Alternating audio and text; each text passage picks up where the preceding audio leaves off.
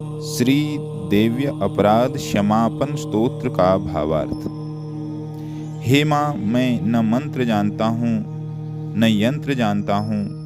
मुझे स्तुति का भी कोई ज्ञान नहीं है। न आवाहन का पता है न ध्यान का। स्तोत्र और कथा की कोई जानकारी भी नहीं है। हे माता, न तो मैं तुम्हारी मुद्राएं जानता हूँ न मुझे व्याकुल होकर विलाप करना ही आता है, परंतु एक बात जानता हूँ, केवल तुम्हारा अनुसरण, तुम्हारे पीछे चलना, जो कि सब क्लेशों को, समस्त दुखों को, समस्त विपत्तियों को दूर करने वाला है। सबका उद्धार करने वाली हे कल्याणमयी माता, मैं पूजा की विधि नहीं जानता। मेरे पास धन का भी अभाव है। मैं स्वभाव से आलसी भी हूँ तथा मुझसे ठीक ठीक पूजा का संपादन हो भी नहीं सकता।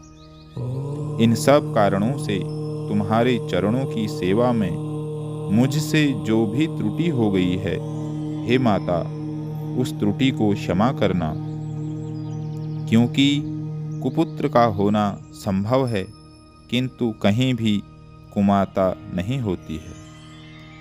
हे माता, इस पृथ्वी पर तुम्हारे सीधे सादे पुत्र तो बहुत से हैं, किंतु उन सब में मैं ही अत्यंत चपल तुम्हारा बालक हूँ। मेरे जैसा चंचल कोई विरला ही होगा।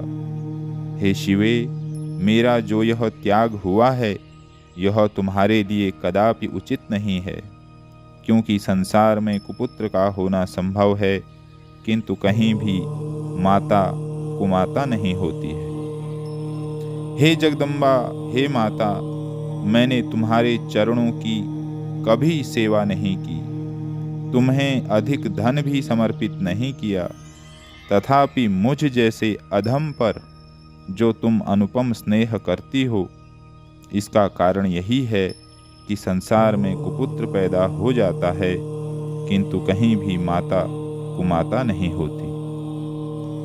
गणेश जी को जन्म देने वाली माता पार्वती, मुझे नाना प्रकार की सेवाओं में व्यग्र रहना पड़ता है, इसलिए 85 वर्ष से अधिक अवस्था बीत जाने पर मैंने देवताओं को छोड़ दिया है।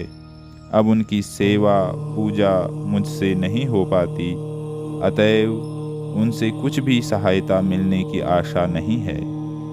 इस समय यदि आपकी कृपा नहीं होगी तो मैं अवलंब रहित होकर किसकी शरण में जाऊंगा। आप ही मेरा आधार हो।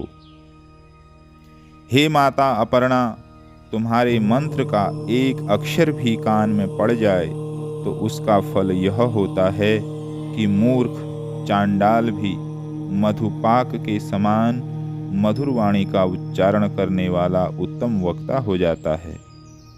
दीन मनुष्य भी करोड़ों स्वर्ण मुद्राओं से संपन्न होकर चिरकाल तक निर्भय विहार करता रहता है।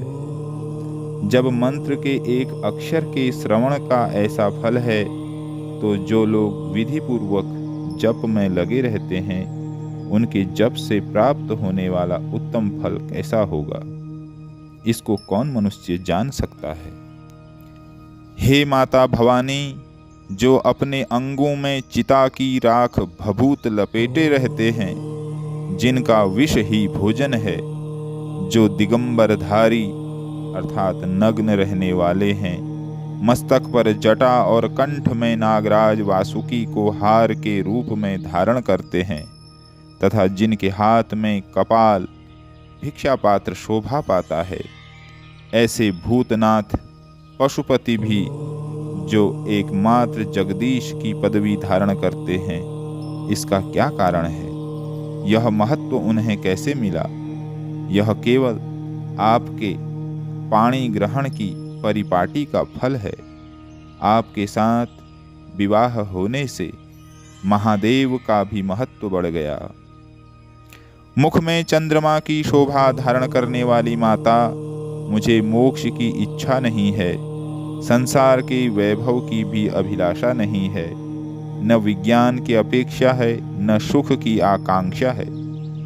अतः तुमसे मेरी यही याचना है कि मेरा जन्म मृडानी, रुद्राणी, शिव शिव भवानी इन नामों का जप करते हुए बीते।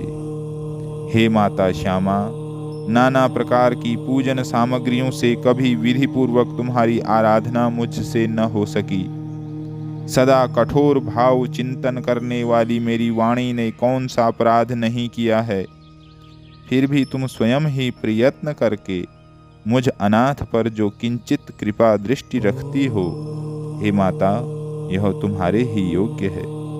तुम्हारी जैसी दयामयी माता ही मेरे जैसे कुपुत्र को भी आश्रय दे सकती है।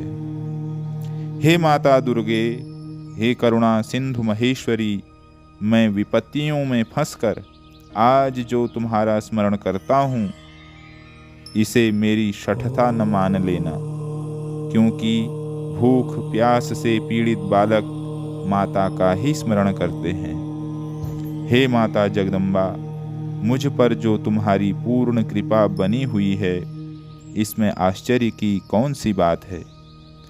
पुत्र अपराध पर अपराध क्यों न करता जाता हो, फिर भी माता उसकी उपेक्षा नहीं करती।